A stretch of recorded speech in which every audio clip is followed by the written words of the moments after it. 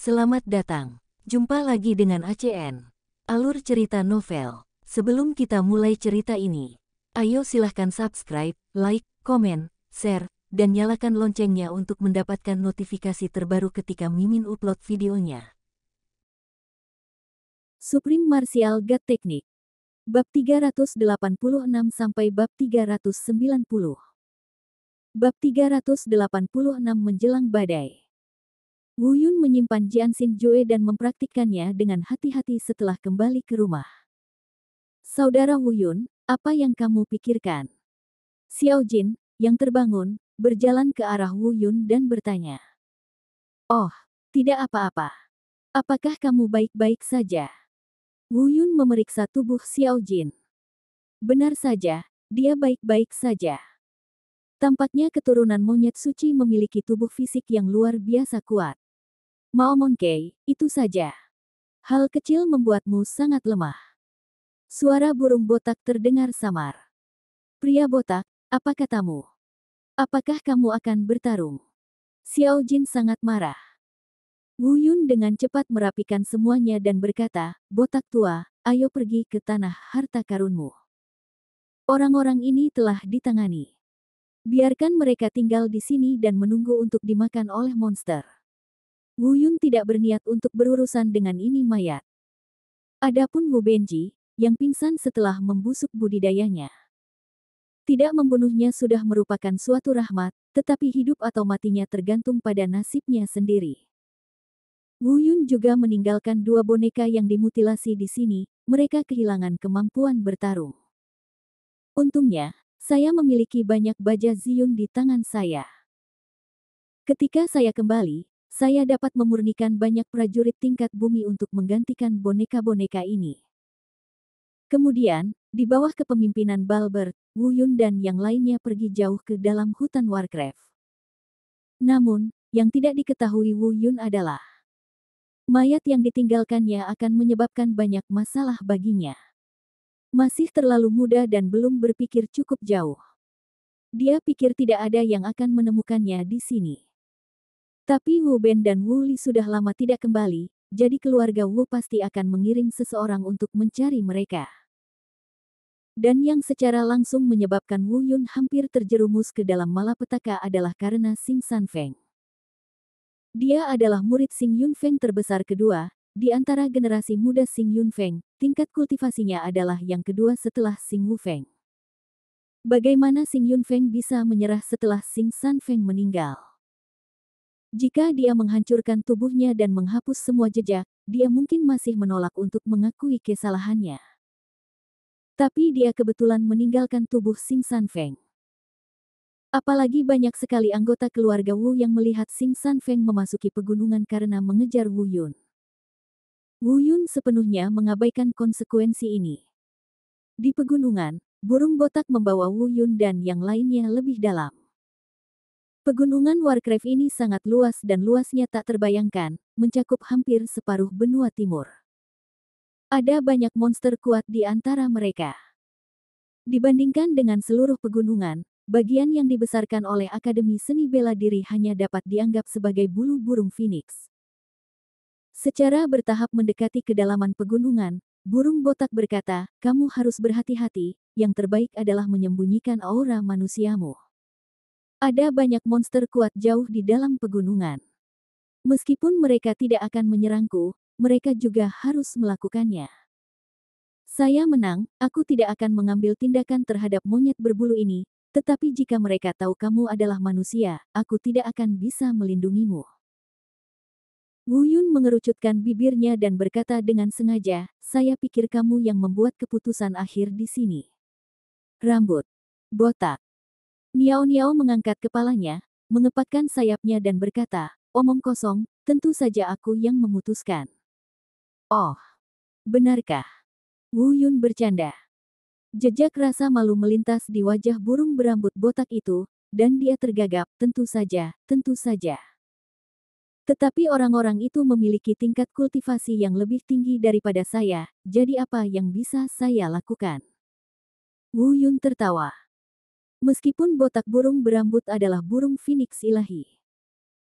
Garis darah, Tetapi dalam menghadapi budidaya absolut, orang tidak peduli apa garis keturunan Anda. Selain itu, semakin kuat monsternya, semakin bermusuhan ia terhadap mereka yang garis keturunannya lebih kuat darinya.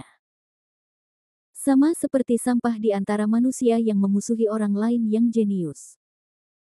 Sementara Wu Yun dan yang lainnya terus melangkah lebih dalam, keluarga Wu benar-benar terguncang.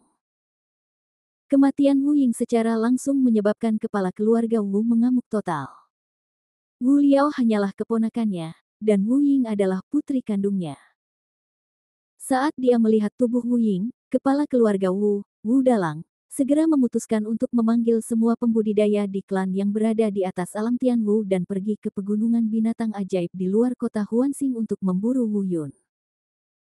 Meskipun ayahnya Wu Benji, kakak tertuanya Wu Li, dan murid kedua Xing Yunfeng, Xing Sanfeng, sudah pergi ke sana secara langsung. Wu Yun pasti tidak punya tempat untuk melarikan diri, tapi putrinya sudah mati. Jika dia tidak bisa membunuh musuhnya dengan tangannya sendiri, akan sulit baginya untuk melampiaskan kebenciannya. Dia segera memutuskan untuk memilih 18 pria elit dari antara para penggarap alam Tian Wu di klan, yang dikenal sebagai 18 pria pembalasan keluarga Wu. Kemudian dia secara pribadi memimpin tim ke sana, bersumpah untuk membunuh musuh dengan tangannya sendiri.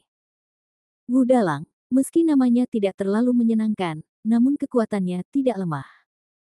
Mencapai alam Tianzun tingkat ke-9. Beberapa jam kemudian, sekelompok orang yang dipimpin oleh Wu Dalang tiba di luar pegunungan Warcraft, mengikuti jejak yang ditinggalkan Wu Benzi dan yang lainnya. Mereka mulai memasuki pegunungan. Saat ini, Wu Yun di pegunungan tidak tahu. Mereka telah mencapai kedalaman pegunungan. Tempat ini sudah jauh dari terluar pegunungan. Sangat berbeda dari pinggiran. Ketika kami sampai di sini, kami sudah bisa mendengar auman binatang yang memekakkan telinga dari waktu ke waktu. Gelombang aura menakutkan menyapu dari waktu ke waktu, saat monster-monster ini membagi wilayah mereka. Selama monster lain merasakan aura ini, mereka akan tahu bahwa tempat ini adalah wilayah mereka. Untungnya, burung botak sangat mengenal tempat ini dan dengan cerdik melewati banyak tempat berbahaya serta menghindari banyak bahaya yang tidak perlu. Dia tidak tahu sudah berapa lama dia melakukan perjalanan melintasi gunung dan sungai, tapi Xiao Jin benar-benar tidak sabar. Burung botak itu bergumam, "Pria botak, apakah kamu berbohong?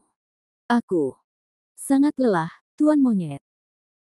Burung botak itu berbalik dan mengumpat dengan keras, "Pria botak, siapa yang mengundangmu ke sini? Kamu terlalu lelah, jadi cepatlah dan pergi. Aku berterima kasih. Jika bukan demi kakak, apakah menurutmu aku akan membawamu ke tanah berhargaku? Pria botak, apakah kamu ingin bertarung? Ayo." Melihat itu mereka berdua akan bertengkar lagi, Wu Yun segera menghentikannya, bukanlah pilihan bijak untuk berdebat di sini. Begitu orang-orang jahat yang jauh di dalam pegunungan itu disiagakan, saya khawatir mereka bertiga harus menjawab di sini. Pada saat yang sama, Wu Yun juga bertanya, "Botak tua, beritahu saya seberapa jauh jaraknya." Burung botak memutar matanya ke arah Xiao Jin, lalu berkata kepada Wu Yun, "Ini sangat cepat. Dengan kecepatan kita, ia akan memakan waktu sekitar setengah jam." Pada saat yang sama, Wu Dalang dan yang lainnya di luar secara bertahap mendekati area pertempuran di luar pegunungan. Sekitar setengah jam kemudian, Wu Yun akhirnya menghela nafas panjang. Dia telah berjalan melewati hutan lebat, dan tempat itu berangsur-angsur menjadi terbuka dan datar.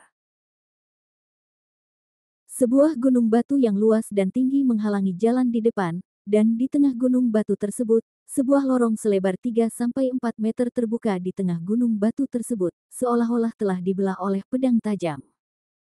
Ketika Wu Yun melihat jalan di depan, ekspresinya segera berubah. Dia berhenti dan berkata, "Botak tua, ada bau darah yang menyengat di lorong ini. Ada yang tidak beres. Hati-hati." Tidak hanya dia. Burung botak dan Xiao Jin juga merasakan bau darah yang menyengat dari lorong ini di waktu yang sama. Saat ini, ekspresi mereka menjadi semakin serius. Khusus untuk burung botak, Wu Yun untuk pertama kalinya melihat wajahnya yang selama ini acuh tak acuh justru menunjukkan ekspresi panik. Tubuhnya mulai sedikit gemetar, dia sebenarnya gugup. Bab 387 Krisis. Pada saat yang sama, di luar, Wu Dalang dan yang lainnya telah tiba 10 meter dari area pertempuran. Lebih jauh ke depan, mereka dapat melihat Wu Benji yang lumpuh, serta Xing Sanfeng dan Wu Li yang telah meninggal. Jauh di dalam pegunungan, Wu Yun bertanya dengan prihatin. Ada apa? Melihat kepanikan di wajah burung botak itu, dia berspekulasi bahwa burung botak itu mungkin sudah mengetahui sesuatu. Apalagi ini bukan masalah sepele, ini pertama kalinya Wu Yun melihatnya begitu gugup sejak bertemu Balbert. Tapi burung botak itu sangat serius saat ini, kalian tunggu aku di sini, aku akan masuk dan melihatnya. Wu Yun tahu ada sesuatu yang sedang terjadi dan segera menghentikannya. Bau darah yang begitu besar pastinya bukan hal yang baik.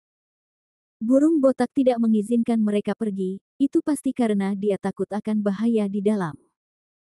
Berkata, botak tua, tidak baik melakukan ini. Kita telah hidup dan mati bersama berkali-kali. Karena kamu memanggilku kakak, aku tidak akan mundur saat ini. Aku akan menemanimu. Burung botak terdiam.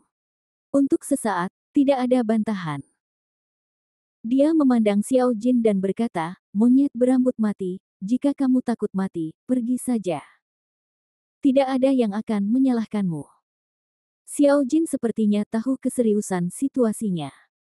Kali ini, yang mengejutkan, dia tidak melakukannya. Bertengkar dengan burung botak.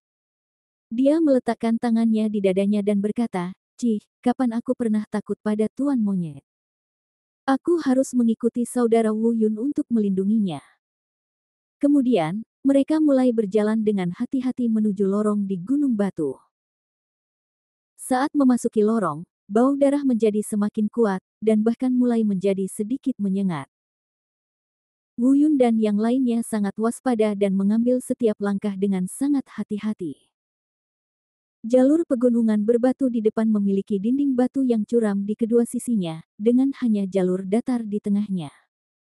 Jika ada bahaya yang ditemui, tidak ada cara untuk bersembunyi. Xiao Jin juga mengikuti Wu Yun dari dekat, siap melindungi Wu Yun segera jika dia menghadapi bahaya kapan saja. Secara bertahap, lorong itu sudah setengah jalan, dan pintu keluar dari lorong itu samar-samar terlihat di depan. Meskipun ini merupakan lorong terbuka, namun lebarnya hanya 3 atau 4 meter, sehingga tidak mungkin untuk melihat secara pasti apa yang terjadi di luar lorong tersebut. Namun yang pasti dari sanalah bau darah yang menyengat itu berasal. Di saat yang sama, di luar, Wu Dalang akhirnya sampai di area pertarungan bersama anak buah Revenge 18 miliknya. Sekilas, pemandangan ini mengejutkan.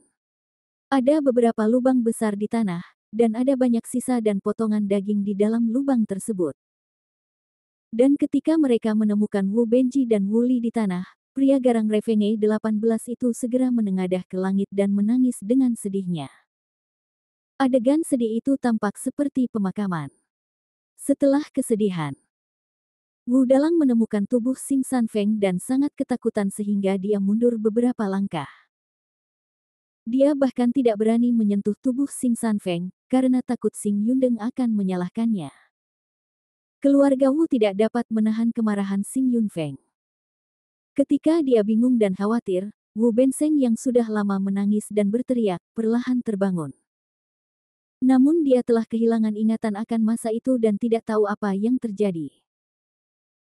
Dan ketika dia tahu bahwa dia telah direduksi menjadi orang yang tidak berguna, dia langsung menangis bersama 18 pria garang itu. Tidak nyaman, sedih, dan segala macam emosi rumit muncul di benak saya.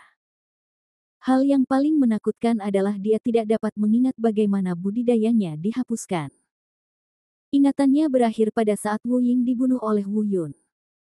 Apa yang terjadi selanjutnya seperti kekosongan dalam pikirannya. Meski ingatannya kosong dan kultivasinya hilang, untungnya kemampuan berpikirnya masih ada. Saat ini Wu Dalang belum tahu bagaimana cara menangani tubuh Xing Sanfeng. Wu Ben memutuskan untuk segera melaporkan masalah tersebut kepada Xing Yunfeng. Meskipun dia tidak tahu bagaimana Xing Sanfeng meninggal, dia berspekulasi bahwa itu pasti ada hubungannya dengan Wu Yun. 4 dari 18 pria pendendam membawa Xing Sanfeng dan bergegas ke Xing Yunfeng.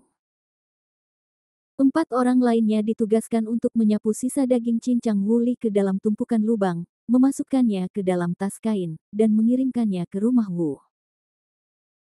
Ngomong-ngomong, akan lebih praktis jika nama 18 Fierce Men to Revenue diubah menjadi 18 Fierce Men to Transport Course. Orang-orang lainnya tidak terburu-buru untuk kembali.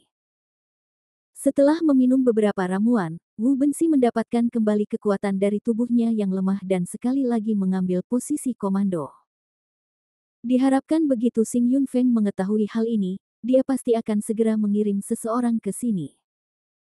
Xing Yunfeng tidak akan pernah menutup mata atas kematian Xing Sanfeng. Saat ini, jauh di dalam pegunungan, terdapat jalur pegunungan batu. Wu Yun dan yang lainnya segera mencapai ujung lorong. Di depan, noda darah merah dan kering terlihat di tanah. Sepertinya ada sesuatu yang benar-benar terjadi di sini. Dilihat dari derajat pembekuan darahnya, seharusnya 1 hari yang lalu. Akhirnya, mereka berjalan melewati lorong dan sampai di ujung. Di depan, sebuah lembah muncul. Lembah ini sangat luas, setidaknya lingkarnya beberapa kilometer, dan jalur asal Wu Yun dan yang lainnya adalah satu-satunya pintu masuk dan keluar di lembah tersebut.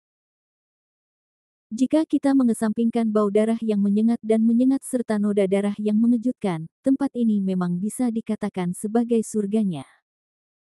Namun surga seperti itu pun dipenuhi oleh aura kematian yang kuat, sehingga merusak suasana aslinya.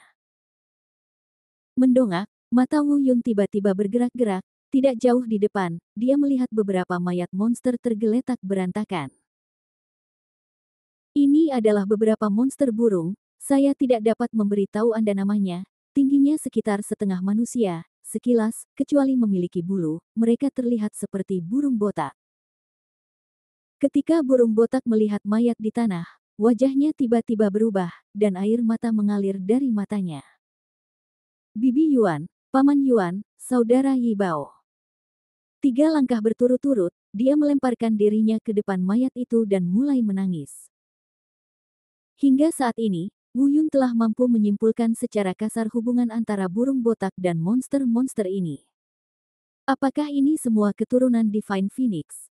Namun mengapa mereka mengalami kemalangan seperti itu? Mungkinkah dia menyinggung orang yang berkuasa? Makhluk apa yang sebenarnya bisa melenyapkan semua keturunan Divine Phoenix? Meskipun dia penuh keraguan, Wu Yun tahu bahwa ini bukan waktunya untuk menanyakan pertanyaan-pertanyaan ini. Ini adalah pertama kalinya dia melihat burung botak yang tidak berperasaan begitu sedih. Dia selalu berpikir bahwa burung botak adalah orang yang tidak takut dan tidak peduli pada apapun. Di luar dugaan, ia juga memiliki sisi lemah demi keluarga dan teman-temannya. Xiao Jin sepertinya tergerak oleh burung botak itu, dan matanya sedikit merah. Wu Yun melangkah maju dan menghibur burung botak itu dengan suara rendah, "Maaf, Pak Tua Botak." Pada saat ini, dia mendengar 2 suara kicau di kejauhan. Wajah Wu Yun tiba-tiba berubah dan dia berteriak, "Siapa?" Gerakan itu berhenti sejenak, dan tiba-tiba, 2 serigala iblis menjulurkan kepala mereka dari balik batu. Wu Yun dengan cepat menentukan tingkat kultivasi mereka. Mereka adalah 2 serigala iblis di alam Tianwu tingkat pertama. Ketika kedua serigala iblis itu melihat Wu Yun, sedikit keterkejutan muncul di mata mereka, dan mereka jelas tidak menyangka bahwa manusia akan datang ke sini. Salah satu serigala iblis membuka mulutnya dan berkata, manusia yang rendah hati, kamu benar-benar berani datang ke wilayah suku serigala iblis kami. Yang paling dibenci Raja Serigala kami adalah manusia. Tapi karena kamu ada di sini, marilah kita bersaudara selamat makan." Raja Serigala. Klan Serigala Iblis. Wu Yun berbisik pada dirinya sendiri, karena kamu dapat berbicara, maka tangkap dia dan interogasi dia. Bab 388 Perseteruan Berdarah. Kemudian, Wu Yun berkata kepada Xiao Jin, kamu dan aku masing-masing akan membunuh satu, dan kita akan selamat. Karena batu-batu besar di depan dua serigala iblis menghalangi pandangan mereka, mereka hanya dapat melihat Wu Yun, dan mereka tidak bisa melihat Xiao Jin di samping mereka, dan burung-burung botak. Setelah mendengarkan pengaturan Wu Yun, Xiao Jin juga sedikit mengangguk. Saat dia hendak mengambil tindakan, dia melihat burung botak yang sedih tiba-tiba berdiri, dan matanya mulai memerah karena marah. Dia berkata, saudaraku, monyet berbulu, jangan ganggu kamu, aku tahu siapa mereka, dan aku akan membunuh bajingan ini sendiri. Setelah mengatakan ini, sebelum Wu Yun sempat bereaksi, burung botak itu langsung menerkam mereka. Ketika kedua serigala iblis itu melihat burung botak itu, mereka jelas-jelas tertegun sejenak, dan kemudian mata mereka menunjukkan kepanikan. Mereka jelas takut dengan burung botak. Dia berkata dengan panik, itu kamu kembali. Kamu menghilang begitu lama, mengapa kamu kembali? Wu Yun dan Xiao Jin saling memandang, jelas tidak mengerti arti kata-kata serigala iblis. Namun, karena tingkat budidaya burung botak sendiri jauh lebih tinggi daripada dua serigala iblis, dia tidak menggunakan cakar ilahi kekosongan. Dengan kekuatan penghancur langsung, hanya dua jeritan yang terdengar. Kedua serigala iblis itu dicabik-cabik oleh burung botak. Pada saat ini, burung botak itu sangat marah, dan kedua serigala iblis itu jelas telah tercabik-cabik dan mati. Namun dia tetap menolak untuk menyerah, dan tidak berhenti sampai daging dan darah di tanah terkoyak-koyak. Wu Yun menghela nafas, semua burung dan monster yang terbunuh ini pastilah anggota keluarga Balbert. Seluruh klan dimusnahkan, bagaimana kemarahan bisa hilang begitu saja? Tetapi pada saat yang sama, Wu Yun memiliki keraguan yang lebih besar dalam pikirannya. Jika mereka semua adalah anggota keluarga Balbert, maka mereka juga pasti keturunan Divine Phoenix. Mungkin garis keturunan mereka tidak murni, tetapi mereka tidak terlalu lemah. Salah satu. Dan siapakah Raja Serigala yang disebutkan oleh kedua serigala iblis ini, dan mengapa mereka ingin melakukan ini? Fei Fei melangkah maju dan menghibur dengan suara rendah, botak tua, Xiao Jin dan aku sangat sedih atas masalahmu. Aku, Wu Yun, bersumpah hari ini bahwa tidak peduli siapa yang melakukannya, aku akan membunuh pelakunya untukmu. Don, aku belum terlalu sedih. Jika bisa, ceritakan pada kami keseluruhan kisahnya. Burung botak itu menatap Wu Yun, lalu ke Xiao Jin.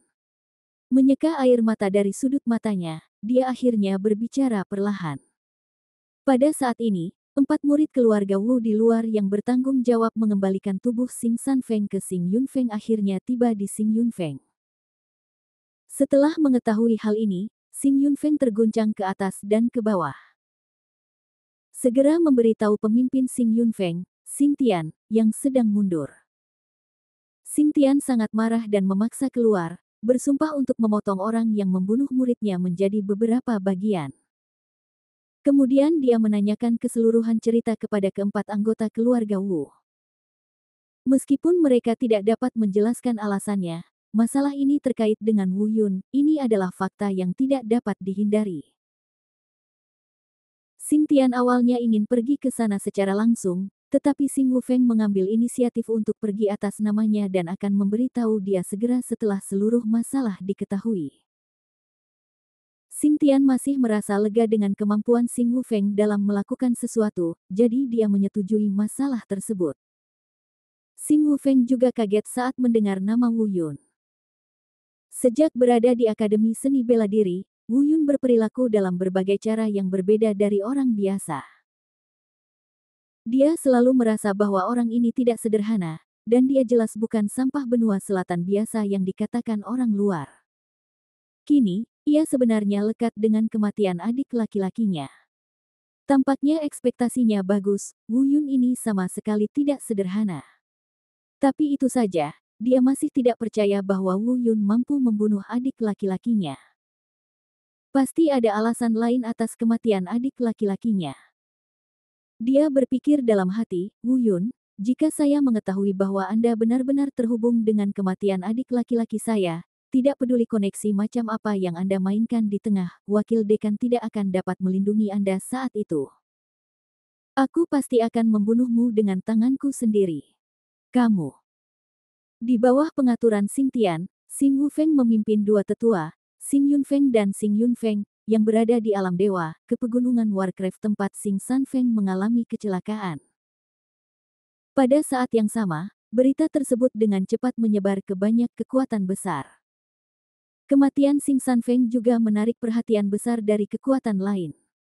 Saat ini, jauh di dalam pegunungan, Balber telah menceritakan keseluruhan kisahnya. Ternyata monster burung ini bernama Flame Eagle Beast. Dan disinilah kelompok binatang elang api ini hidup. Flame Eagle Beast dan Balber tidak memiliki hubungan darah langsung. Namun burung botak itu dipelihara oleh mereka. Klan binatang elang api dan klan serigala iblis selalu berselisih. Di masa lalu, karena mereka dijaga oleh binatang elang api yang lama, klan serigala iblis tidak punya pilihan selain mengabaikan mereka. Setelah memeriksa mayat di tanah, burung botak itu akhirnya mengerti. Ternyata tidak lama setelah dia pergi, Flame Eagle Beast yang lama meninggal dunia karena masa hidupnya telah berakhir. Jadi suku serigala iblis memanfaatkan situasi tersebut dan masuk. Dan alasan mengapa kedua serigala iblis sebelumnya takut pada burung botak. Wajar saja karena burung botak memiliki darah Phoenix ilahi, kekuatan serangannya jauh lebih kuat dari binatang ajaib biasa. Ketika berada di sini sebelumnya, ia sering menindas serigala ajaib tersebut. Ngomong-ngomong, meski Balbert adalah keturunan Divine Phoenix, pengalaman hidupnya juga cukup menyedihkan. Menurutnya, dia belum pernah bertemu orang tuanya, dan telah tinggal bersama kelompok binatang elang api ini sejak dia masih berakal sehat. Dan disinilah tempat tinggal kelompok binatang elang api ini, dan juga rumah bagi burung botak. Ada ratusan dari mereka dalam kelompoknya, tetapi mereka tidak pernah menyangka bahwa tidak ada satupun dari mereka yang akan bertahan. Saat dia mengatakan itu, kemarahan burung botak yang tertahan itu meledak lagi. Saudaraku, apapun yang terjadi, aku akan membalaskan dendam mereka. Meskipun mereka tidak memiliki hubungan darah denganku, mereka lebih baik dari orang tuaku. Aku harus membalas ini. Wu Yun dengan cepat menghentikannya dan berkata, botak tua, aku bisa memahami suasana hatimu, tapi menurut apa yang kamu katakan, Raja Serigala telah mencapai alam Yuan He tingkat 9, dan dia jelas bukan sesuatu yang bisa kita tandingi sekarang.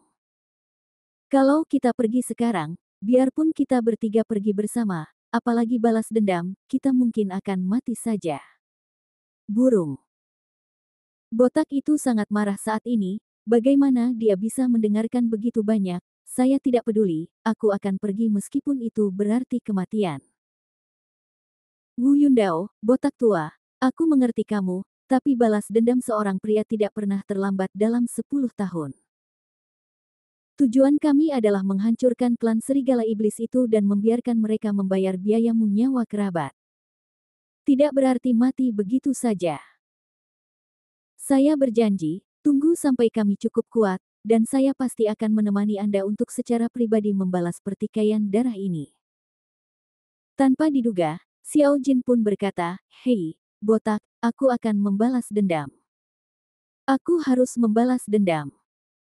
Anggap saja aku sebagai tuan kera, tapi jika kamu ingin mati sekarang, silakan saja. Lagi pula aku tidak bisa menghentikanmu. Kamu sudah mati. Mari kita lihat siapa yang membalaskan dendam kerabatmu yang telah meninggal. Kata-kata Xiao Jin seperti getah yang langsung membangunkan burung botak yang dibutakan oleh amarah. Dia akhirnya tenang dan bergumam, ya, jika saya mati, siapa yang akan membalaskan dendam mereka? Ya, saya tidak bisa mati, saya benar-benar tidak bisa mati. Melihat situasi ini, Wu Yun hanya santai dan berkata, ayo kita kubur mereka dulu. Saat dia hendak mengambil tindakan, burung botak itu tiba-tiba terkejut dan berkata, ups, aku ingat. Aku meninggalkan sesuatu di sini sebelumnya. Itu ditinggalkan oleh orang tuaku. Akan sangat buruk jika milikku dibawa pergi oleh Wolf King yang penuh kebencian itu. Bab 389 Spekulasi Xing Wufeng, tanah berharga di puncak gunung. Ada apa? Wu Yun juga sedikit terkejut. Jika itu benar-benar diserahkan kepadanya oleh orang tua Balbert, itu pasti sesuatu yang sangat penting. Orang tuanya secara alami adalah keturunan Divine Phoenix. Saya melihat burung botak melangkah ke dalam gua di dasar lembah. Lama sekali ia mencari-cari di dalam, dan wajahnya menjadi semakin jelek. Akhirnya, dia keluar dengan amarah di matanya. Tak perlu dikatakan lagi, Wu Yun juga menebak bahwa benda itu telah diambil oleh klan Serigala Iblis. Apa itu? Wu Yun bertanya. Burung botak itu menggelengkan kepalanya dan berkata, saya juga tidak tahu. Saya mendengar dari kakek Yanying bahwa benda ini sangat berguna. Ditinggalkan oleh orang tua saya. Dia mengatakan bahwa ketika saya mencapai alam Yuan He ke atas, saya akan mengetahuinya. Rahasianya, dan kakek Yanying takut aku akan kehilangannya, jadi dia memintaku untuk menyerahkannya padanya untuk diamankan. Tanpa diduga, itu mungkin telah jatuh ke tangan suku Serigala Iblis sekarang. Wu Yun juga mengerutkan kening, dan orang tua burung berambut botak. Meninggalkan miliknya pasti ada hubungannya dengan klan Divine Phoenix. Karena itu milik klan Phoenix Suci, mungkin ada peluang besar yang tersembunyi di dalamnya. Akan sangat buruk jika Raja Serigala dari klan Serigala Iblis mengetahui rahasianya. Namun percuma saja berpikir terlalu banyak sekarang, perahu dengan sendirinya akan lurus ketika sampai di jembatan. Yang harus mereka lakukan sekarang adalah mencari cara untuk meningkatkan budidaya mereka secepat mungkin. Raja Serigala di alam Yuan He tingkat 9 bukanlah lelucon. Efektivitas tempurnya mungkin sebanding dengan seorang kultivator manusia tingkat pertama di tingkat pencerahan. Untuk saat ini, belum lagi mereka bertiga bergabung, bahkan gabungan 30 dari mereka tidak akan cukup untuk melawan Raja Serigala. Kemudian, mereka mulai menguburkan suku binatang elang api yang sudah mati. Di pinggiran pegunungan, Xing Wufeng memimpin dua tetua Xing Yunfeng ke tempat Wu Benseng dan yang lainnya berada. Wu Li meninggal dan Wu Ben dihapuskan. Kedua hal ini juga membuat Xing Wufeng mengerutkan kening. Siapa yang begitu membenci keluarga Wu? Yang lebih aneh lagi, mengapa orang itu melumpuhkan Wu Benjing dan tidak membunuhnya? Selain itu, Wu Benxi, adik laki-lakinya Xing Sanfeng dan yang lainnya datang ke sini untuk memburu Wu Yun, dan tidak ada orang luar yang mengetahuinya. Xing Wufeng tidak bisa tidak berspekulasi, mungkinkah itu tangan Wu Yun? Tetapi meskipun penampilan Wu Yun sebelumnya di Akademi Danceng agak mencengangkan, mereka hanya berada di alam Tianwu tingkat 9. Dengan kekuatannya, bagaimana dia bisa melakukan semua ini? Hampir tidak mungkin membunuh Wu Tian. Membunuh Xing Sanfeng bahkan lebih sulit daripada naik ke langit. Dan Wu Benji adalah seorang kultivator di alam dewa, bagaimana mungkin Wu Yun memiliki kemampuan untuk melumpuhkan kultivasinya dan menghapus ingatannya? Dia mengerutkan kening dan diam-diam berspekulasi. Tiba-tiba, sebuah ide muncul di benaknya, dan dia berpikir, mungkinkah wakil dekan mengirim seseorang untuk melindungi Wu Yun? Selama penilaian putaran pertama, saya mendengar Sue Linglong berkata bahwa wakil dekan mengirim seseorang untuk membantu Wu Yun di belakang layar di pegunungan Warcraft. Meskipun wakil dekan mengatakan bahwa dia tidak pernah melakukan ini, Wu Yun mendapatkan hasil yang seharusnya tidak dia terima saat itu. Tapi sekarang kalau masalah ini disambung lagi, saya khawatir akan terkonfirmasi sepenuhnya. Wakil dekan telah mengirim orang untuk melindungi Wu Yun secara diam-diam. Dia pernah berada di luar pegunungan sebelumnya dan takut ketahuan, jadi dia tidak pernah mengambil tindakan. Dan ketika Wu Benjin, adik laki-lakinya, dan yang lainnya mengejar ke pegunungan Warcraft, pria itu mengambil tindakan langsung untuk menyelesaikan masalah Wu Yun. Pantas saja Wu Yun tidak melarikan diri ke kota Huansing, melainkan mempertaruhkan nyawanya untuk melarikan diri ke pegunungan ini. Sepertinya inilah alasannya. Di saat yang sama, Xing Wufeng juga sangat bingung. Mengapa wakil dekan melakukan ini dan menerima Wu Yun sebagai muridnya sudah tidak bisa dipercaya. Dan sekarang dia bahkan lebih rela melakukan sesuatu untuknya yang akan membahayakan nyawanya jika ketahuan.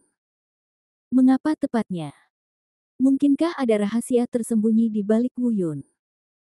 Segala macam keraguan melintas di benak Xing Wufeng, dan kemudian dia tiba-tiba bertanya, apakah kamu pernah melihat Wu Yun meninggalkan tempat ini? Wu Bensi menggelengkan kepalanya dan berkata, mungkin tidak, saya telah meminta Dalang mengirim orang untuk memblokir keluar dari pegunungan, kecuali dia memiliki sayap, jika tidak, selama dia meninggalkan pegunungan, dia akan segera ditemukan. Oke, kalau begitu. Kalian semua pergi keluar untuk berjaga, ini adalah pemikiran spiritualku, selama aku melihatnya Wu Yun, hancurkan pikiran spiritual, aku bisa merasakannya segera. Lalu kemana kamu akan pergi? Wu Bensang jelas sangat menghormati Xing Wufeng. Xing Wufeng berkata, kedua tetua dan saya melihat sekeliling di pegunungan untuk melihat apakah kami dapat menemukan petunjuk lain. Semuanya diatur dengan benar, dan Xing Wufeng memimpin kedua tetua secara bertahap jauh ke dalam pegunungan. Pada saat yang sama, kedua tetua juga mengingatkan, Wu Feng, ada banyak alam Yuan He dan bahkan alam pencerahan yang tersembunyi jauh di dalam pegunungan. Sekali ditemui, akan sulit untuk melarikan diri. Sebaiknya kita berhati-hati dan jangan pergi terlalu jauh. Pergilah lebih dalam. Jauh di dalam pegunungan, Wu Yun dan yang lainnya telah mengubur semua klan Yangying yang mati. Namun surga yang terkontaminasi darah ini tidak bisa lagi dikembalikan ke keadaan semula. Ketika semuanya sudah siap, Balbert berkata, ayo pergi, saudaraku, aku akan membawamu ke tanah hartaku. Orang-orang ini mungkin belum menemukannya. Wu Yun mengangguk, dan Xiao Jin mengikuti. Di bawah kepemimpinan Balbert, mereka sampai di tempat yang sangat tersembunyi di bagian terdalam lembah, di mana deretan tangga batu digali menuju puncak gunung batu. Sambil berjalan, burung botak itu berkata, saya menggali tempat ini dengan beberapa elang api muda dari suku elang api yang belum bisa terbang. Nanti, beberapa harta yang saya bawa dari luar disembunyikan di sana. Kamu tahu, aku tidak suka hal-hal biasa. Apapun yang aku suka, aku jamin kamu akan bahagia. Memang benar, pada saat ini, Wu Yun seharusnya bahagia, tetapi dia tidak bahagia sama sekali. Pura-pura bahagia burung botak itu sungguh membuatnya tertekan. Tapi dia tidak bisa berkata apa-apa lagi, saat ini, tidak peduli seberapa banyak dia berkata, itu akan sia-sia. Meskipun dia bisa memahami rasa sakit dari burung botak, dia bukanlah burung botak, dan dia tidak bisa menempatkan dirinya pada posisinya dan benar-benar merasakan sakitnya. Hanya waktu yang perlahan bisa menghilangkan rasa sakit di hati burung botak itu. Gunung berbatu itu sangat tinggi, dan entah sudah berapa lama Balbert menggali saat itu, sepertinya dia sangat bosan saat itu. Setelah lama mendaki, akhirnya mereka sampai di puncak tangga batu. Saya harus mengatakan bahwa pemandangan di lembah itu seperti surga. Puncak gunung berbatu ini lebih mirip negeri dongeng di bumi, indah sekali. Bunga, pohon, serangga, dan burung. Ada air terjun di antara puncak dan awan keberuntungan yang tersembunyi di balik kabut. Air terjun tersebut seakan-akan datang dari langit, dipenuhi energi spiritual. Wu Yun bersumpah dia belum pernah melihat pemandangan seindah ini dimanapun. Xiao Jin juga tertarik dengan pemandangan seperti negeri dongeng ini dan mau tidak mau meliriknya lagi. Burung botak itu menunjuk ke depan dan berkata, ikuti aku, itu ada di depan. Wu Yun mengangguk dan melihat ke depan, hanya untuk melihat tempat datar yang tenggelam di depan air terjun, seperti pot batu besar. Agaknya semua harta karun burung botak tersembunyi di sana. Namun saat ini, burung botak itu tiba-tiba berhenti, ekspresi panik muncul di matanya, yang kemudian digantikan oleh amarah dalam sekejap. Wu Yun sedikit terkejut dan langsung merasakan sesuatu. Aku merasakan nafas yang tidak enak menuju wajahku. Bab 390 Konfrontasi pertama dengan Raja Serigala. Ekspresi Wu Yun tiba-tiba berubah. Dia tidak bisa merasakan betapa kuatnya aura ini. Saat aura itu lewat, dia segera merasakan bahwa kultivasi seluruh tubuhnya benar-benar ditekan. Siapa? Wu Yun bertanya tanpa sadar. Namun saat melihat mata marah burung botak itu, ia langsung menebak-nebak. Benar saja, burung botak itu berkata, itu bajingan itu. Saya tidak menyangka akan ditemukan di sini. Melihat burung botak itu hendak menerkamnya, Wu Yun segera menangkapnya dan berkata, jangan khawatir, mari kita lihat dulu. Setelah menunggu di tempat sejenak, Wu Yun mengerutkan kening dan berkata, aneh, kami dengan jelas merasakan auranya sekarang, dan dengan tingkat budidayanya, ia secara alami merasakan aura kami, tetapi mengapa belum muncul? Setelah berpikir sejenak, berkata, saya tahu. Jika prediksi saya benar, itu harusnya melahap dan memurnikan harta yang Anda sembunyikan di sini. Mungkin ia mengira klan Yanying telah dimusnahkan, jadi dia tidak waspada, jadi dia tidak memperhatikan kedatangan kita. Xiao Jin. He juga mengangguk dan setuju dengan sudut pandang Wu Yun. Pada saat ini, kemampuan berpikir Balbert sekali lagi diliputi oleh amarah, dan dia tidak banyak berpikir sama sekali. Jika Wu Yun tidak menghentikannya, dia pasti sudah bergegas sejak lama. Ayo pergi dan lihat. Bisik Wu Yun, lalu memandangi burung botak itu dan berkata, botak tua, apakah kamu masih ingat perjanjian kita sebelumnya?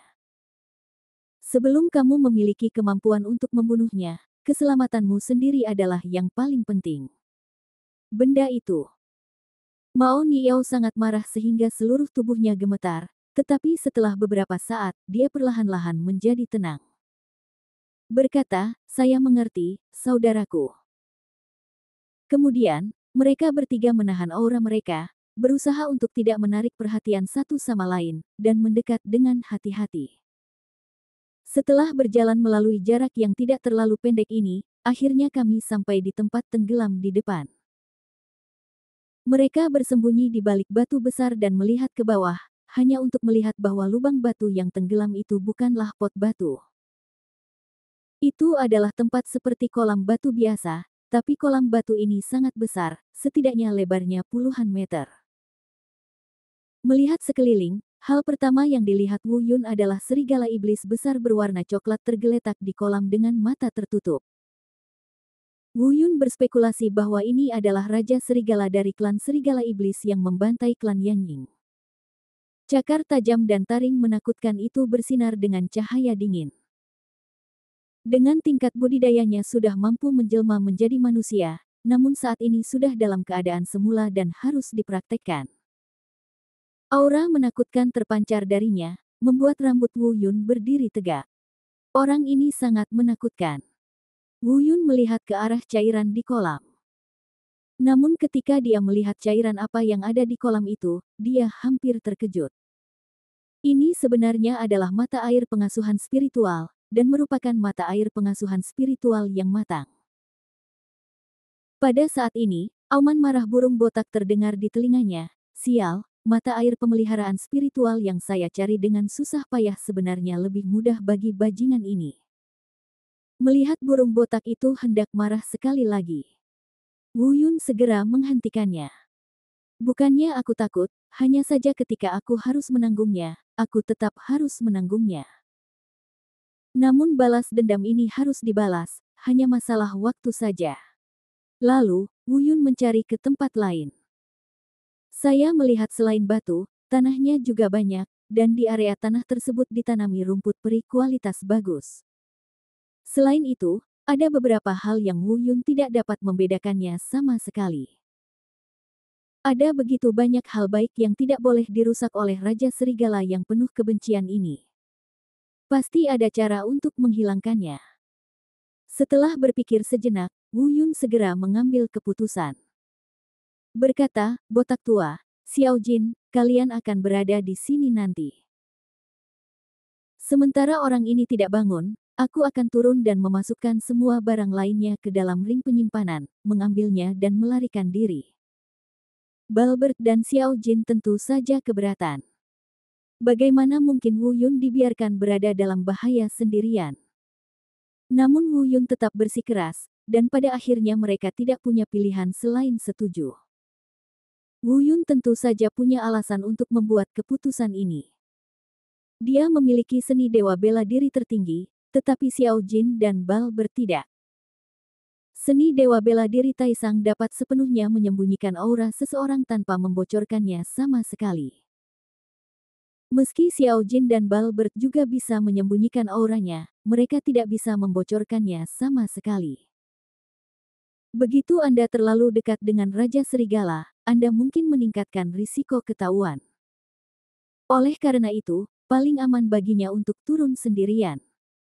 Saya melihat Wu Yun melompat ringan dan terbang ke kolam batu.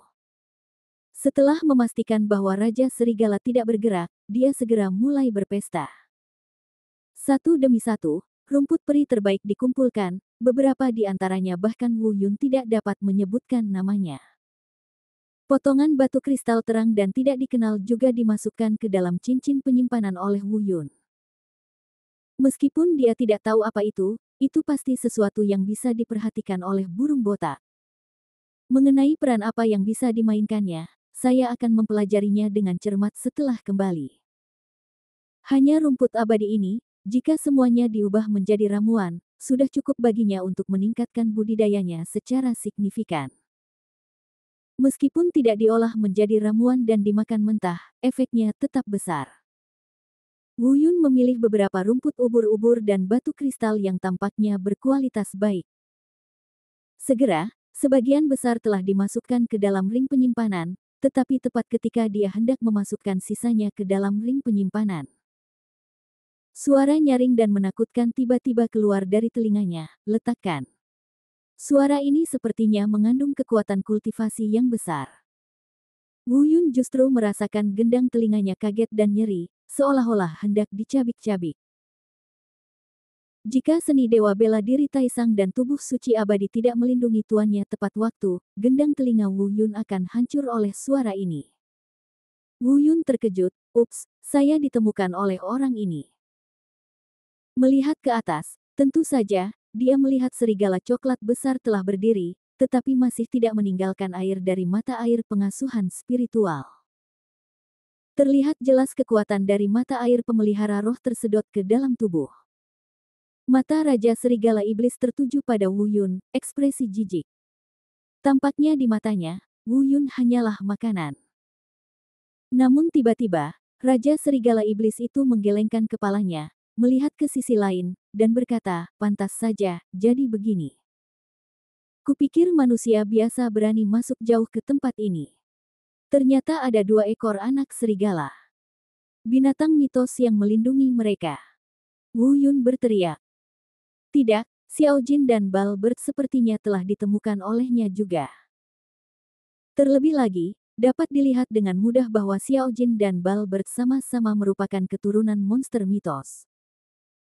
Tampaknya Xiao Jin dan Balbert hanya bisa menyembunyikan kebenaran dari manusia yang kuat, tapi mereka tidak bisa menyembunyikannya sama sekali dari binatang yang kuat. Saat berikutnya, 2 ledakan terdengar di kejauhan. Balbert dan Xiao Jin terbang keluar dari balik batu. Xiao Jin secara langsung menggunakan seni bela diri peledak garis keturunan, tubuhnya diperbesar beberapa kali, dan momentumnya meningkat tajam. Burung botak itu tidak ragu-ragu dan meraung dengan marah, "Serigala iblis, kamu membantai klan elang api yang membesarkanku. Kamu tidak akan mati dengan baik. Aku akan membunuhmu." Mengikuti dari belakang, seni bela diri Void Divine Claw juga melakukan tendangan voli ke dalam air. Dalam kehampaan, cakar raksasa muncul. Xiao Jin pun langsung meninju serigala iblis itu. "Hati-hati." Wu Yun memperingatkan dengan keras. Pada saat yang sama, dia diam-diam mengatakan sesuatu yang buruk, terlihat dari mata Raja Serigala Iblis bahwa dia tidak mengambil hati seni bela diri binatang ajaib Xiao Jin dan Balbert sama sekali. Terima kasih sudah menonton channel ACD. Sampai jumpa di bab selanjutnya.